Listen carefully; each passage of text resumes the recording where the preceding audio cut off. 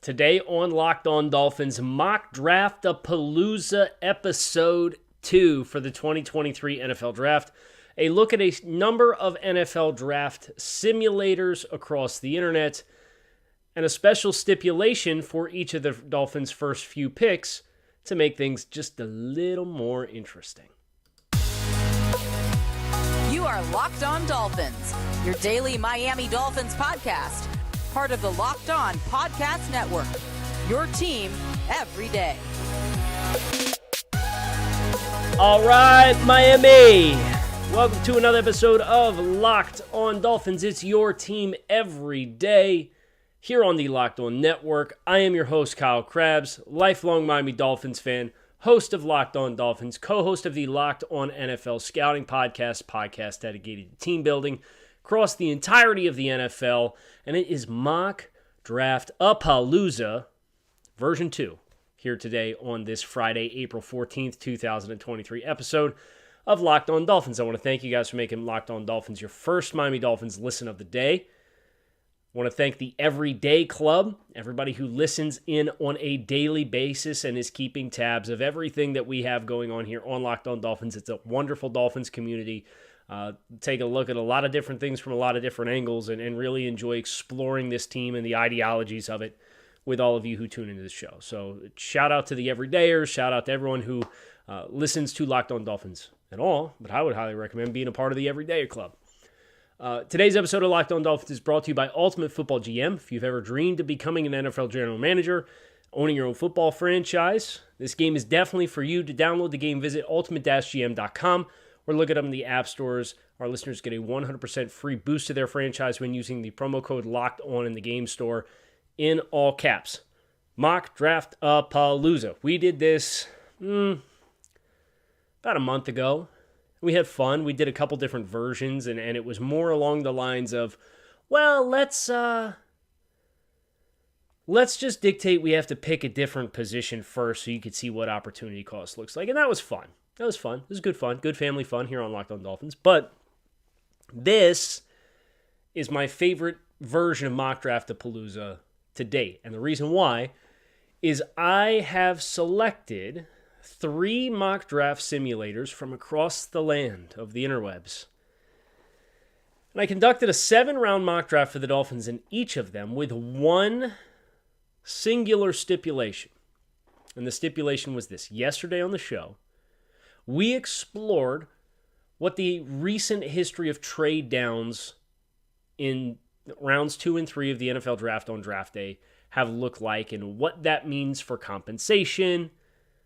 Well, we're going to marry all the concepts together here on Mock-Draft-A-Palooza because all of these players at positions of need that I've been doing these 25-minute prospect spotlights on every single one of them hammering them through to get us ready for the NFL draft.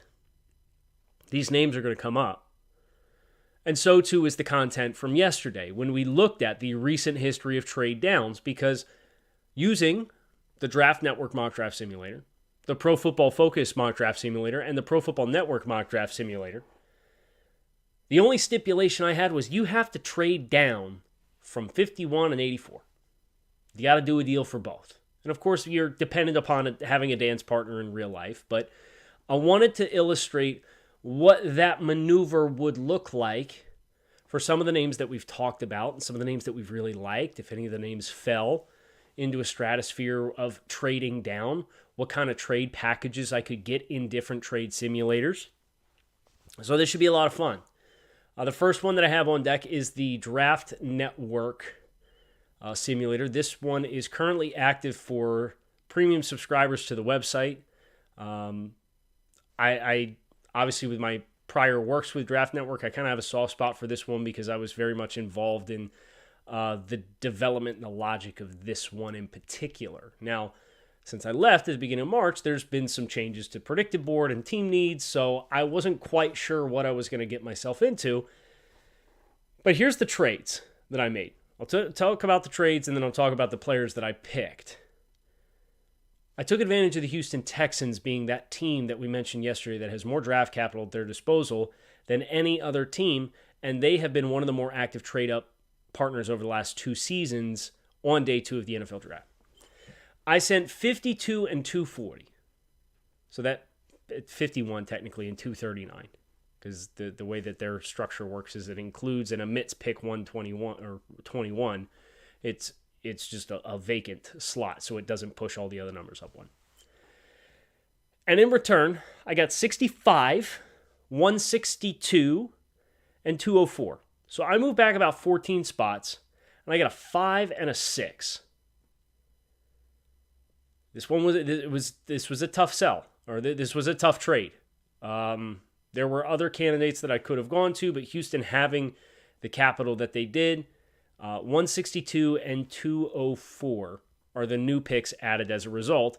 And then at 84, I acquired pick 93 and pick 146, but I had to send a 6 back to Carolina. So in total, 51 and 239 for 65, 162, and 204.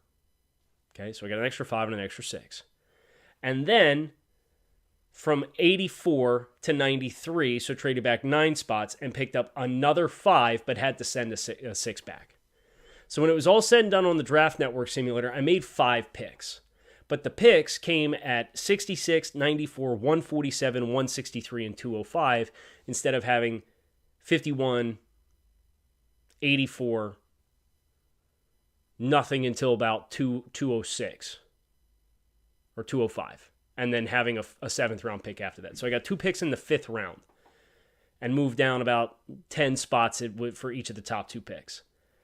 I didn't love the value of the trades with this iteration, with this simulator. It was a tough trade. It was tough to trade and make a deal, especially one that you felt like you weren't compromising value. But here's the value of the players that I got. Some names you'll recognize, and some names you won't. At pick 65, tight end, Tucker Kraft, South Dakota State. Now, if you remember in the discussion with Tucker Kraft, we kind of put him in that stratosphere of tight end candidates, very closely bunched with Schoonmaker, Brenton Strange. The tight ends, the early tight ends in Washington and Kincaid were off the board by the time 51 came around. Laporta went just before 51 as well. So that was kind of the motivating factor. And I think that's a very realistic outcome for the Dolphins on actual draft night, is to see that run of dominoes kind of chop right before Miami. And if it does, trading back and still getting Tucker Kraft is a good value.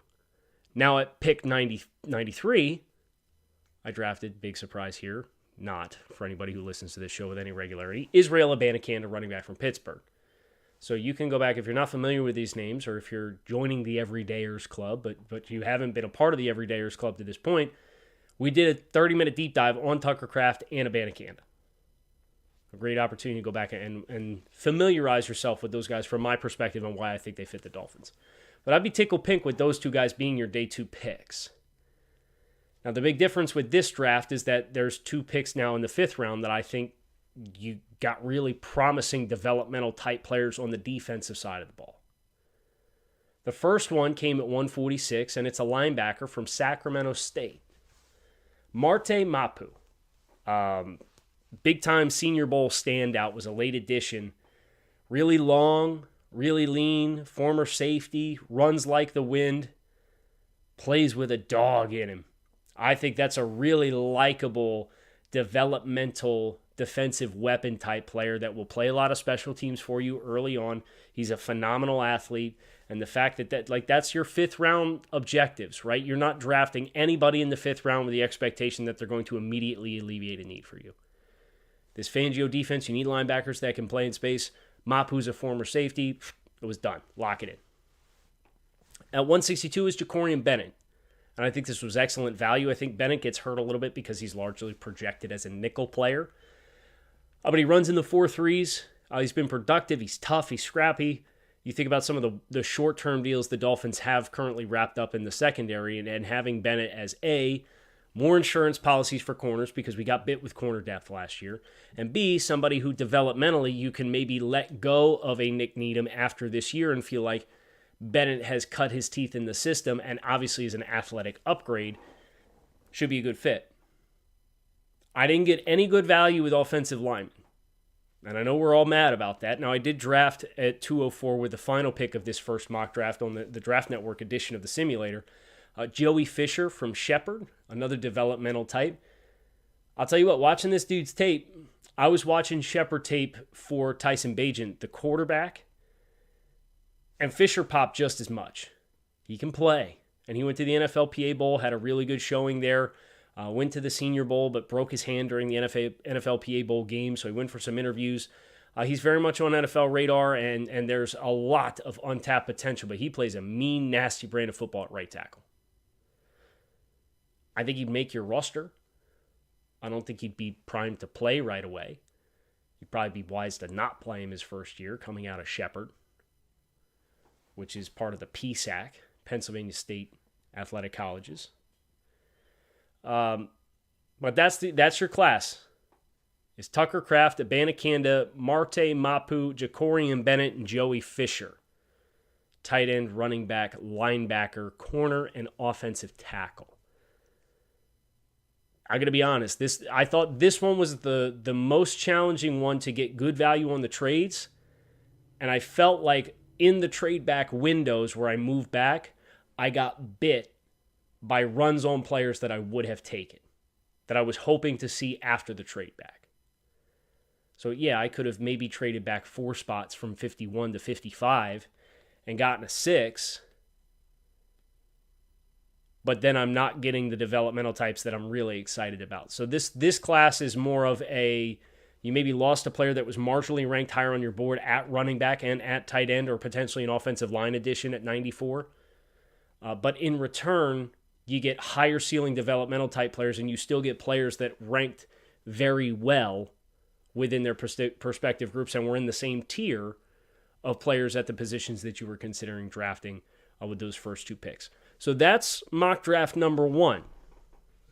Our next mock draft is the PFF simulator mock draft. But before we get there, we're talking team building strategies in the draft and how to do it right. Today's episode of Locked On Dolphins, ironically enough, or maybe it's not ironic. Maybe I chose to do it this way. I don't know.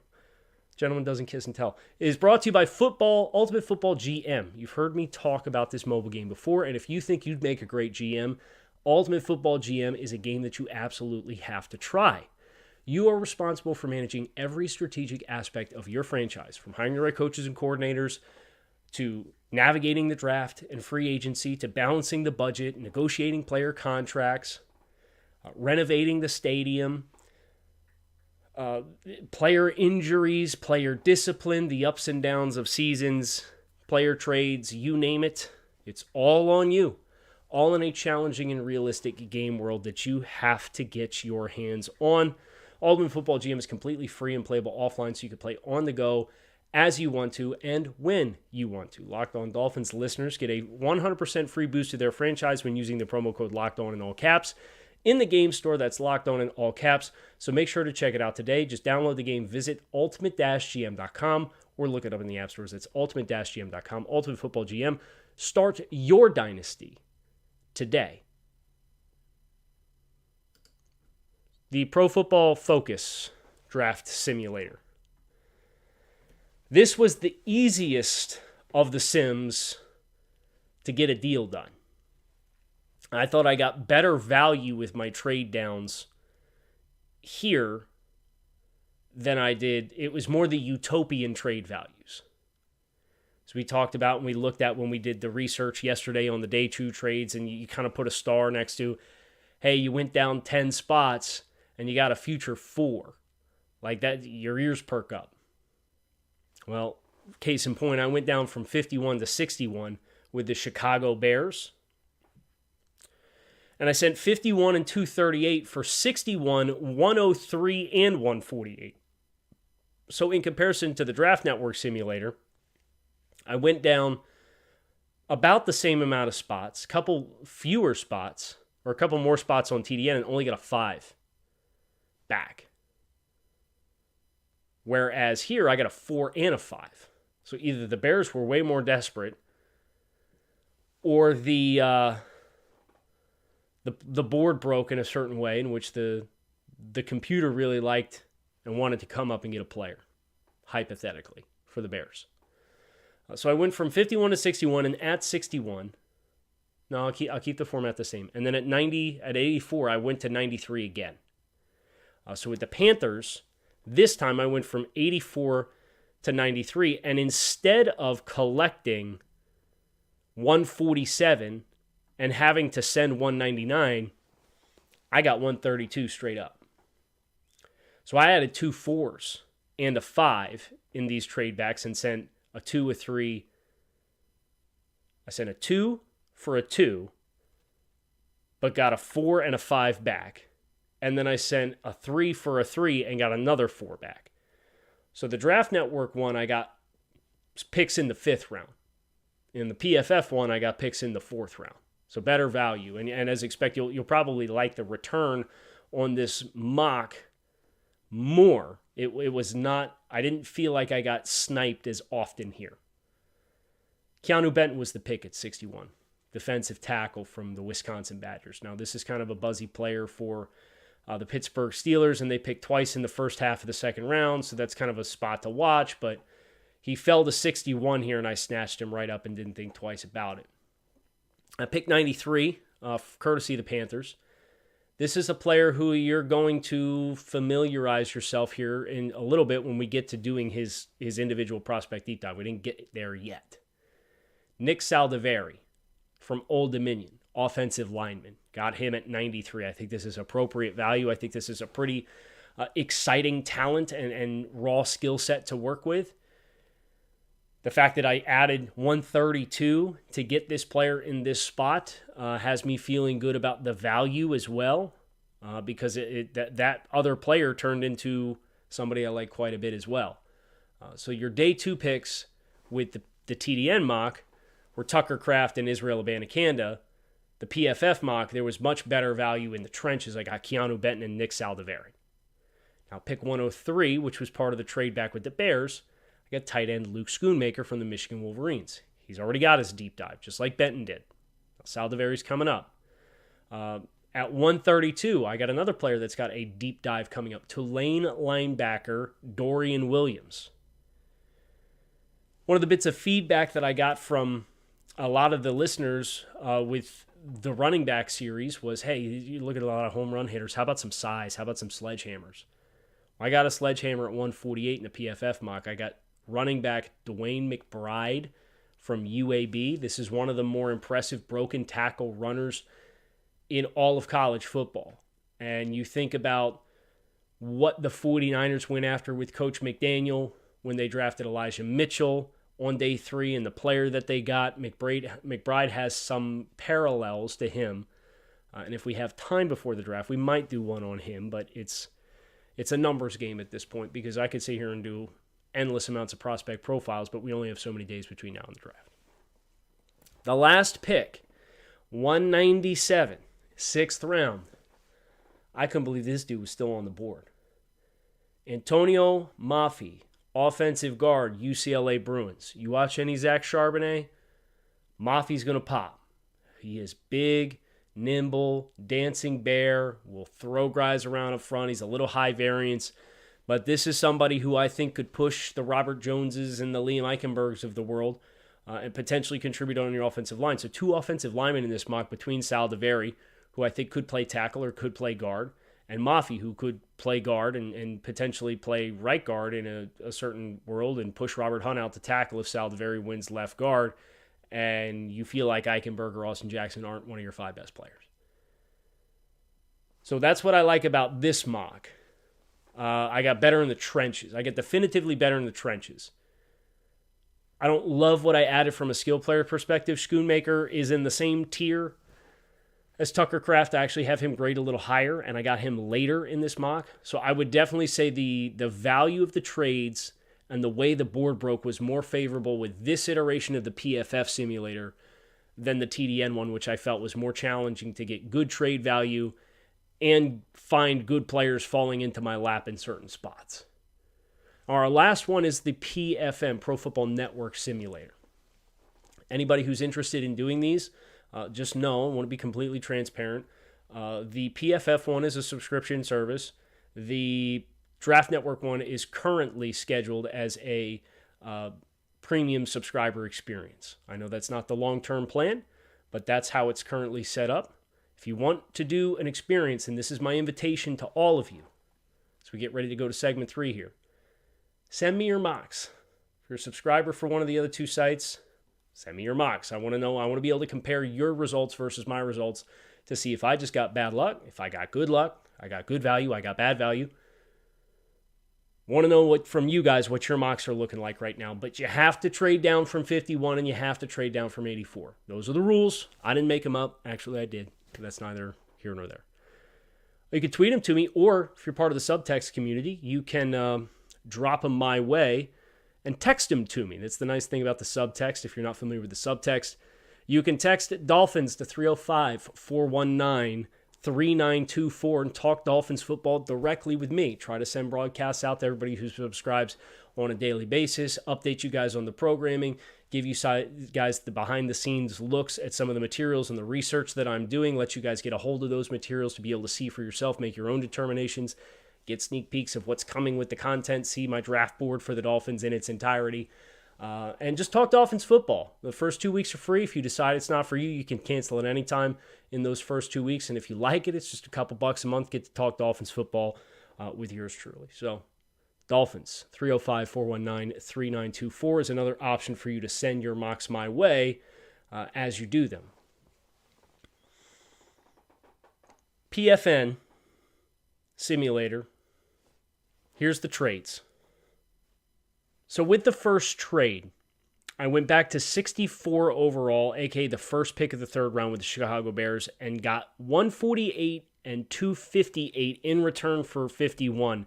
So this was more in line with the value that I got on the Draft Network features than the PFF features. Then at 84, I only went back a couple of spots. I went back from 84 to 86 and got 157 from Baltimore. I thought dropping back that little and still getting a 5 was a plus value for me to go ahead and move on that juncture. So I locked that in and made those two trades. So I added 2 5s. I went down 13 spots and 2 spots and added 2 5s and a 7, but I didn't have to send anything back.